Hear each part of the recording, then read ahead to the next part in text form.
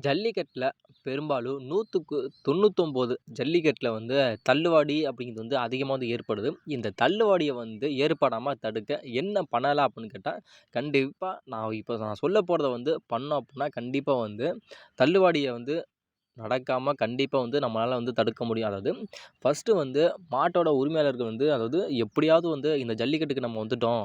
அதனால நம்மளோட மாட்ட வந்து இதில வந்து அடைச்சே தீரணும் அப்படிங்கிறதுக்காக வற்புறுத்தி, ஃபோர்ஸ் பண்ணி அந்த மாட்ட இழுத்துட்டு போயிட்டு, அத துன்புறுத்தி, நீங்களும் அதில வந்து கஷ்டப்பட்டு, அதில அந்த நெரிசல்ல அந்த கூட்ட நெரிசல்ல வந்து ரொம்ப காயம் அடைஞ்சு, நீங்க அந்த மாட்ட கொண்டுட்டு போயிட்டு, ரொம்ப நீங்க வந்து ஃபோர்ஸ் பண்ணி அந்த ஜல்லிக்கட்டுல வந்து அந்த வாடியில போய் அடைச்சே தீரணும் அப்படிங்கிற அந்த ஒரு எண்ணத்த வந்து கைவிடுங்க. அதாவது பார்ப்போம் நம்மளால அடைக்க முடிஞ்சா நம்ம அடைப்போம். அப்படி அடைக்க முடியலன்னா இன்னொரு வேடிக்கையில அடைச்சுக்கலாம் அப்படிங்கிற அந்த ஒரு பெருந்தன்மையா வந்து போயிட்டோம் அப்படின்னா, மாட்டுக்கும் எந்த விதமான சேதமும் வராது. அதேமாரி நமக்கும் வந்து எந்த விதமான சேதமும் வராது.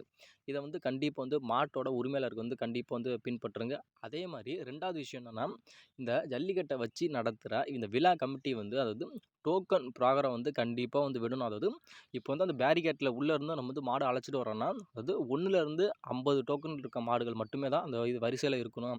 அதுக்கு மேல இருக்க வரிசையில வந்து மாடுகள் இருக்கக்கூடாது. அப்படி இருக்கக்கூடாது அப்புட்ன்னு விழா கமிட்டியும் அதே மாரி சொல்லணும். அதே மாரி போலீஸும் வந்து பாதுகாப்போட கண்டிப்பா வரணும். இப்படி நடந்துச்சு அப்புட்ன்னா, இதில வந்து திடீர்னு வந்து தள்ளுவாடி அப்படிங்கிறது வந்து கண்டிப்பா வந்து ஏற்படாது. அதுக்கப்புறம் 50லேருந்து திரும்பி அதுக்கப்புறம் 100 மாடு அப்படிங்கிற அடுத்த பேஜ்ல வந்தோம் அப்புட்ன்னா, கண்டிப்பா வந்து தள்ளுவாடி அப்படிங்கிறது வந்து ஜல்லிக்கட்டுல வந்து ஏற்படவே ஏற்படாது.